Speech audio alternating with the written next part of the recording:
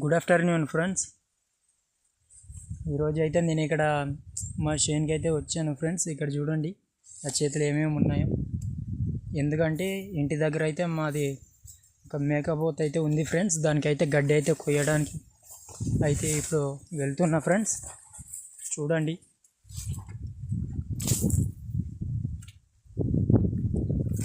Friends, ఇక్కడ చూడండి. ఇక్కడ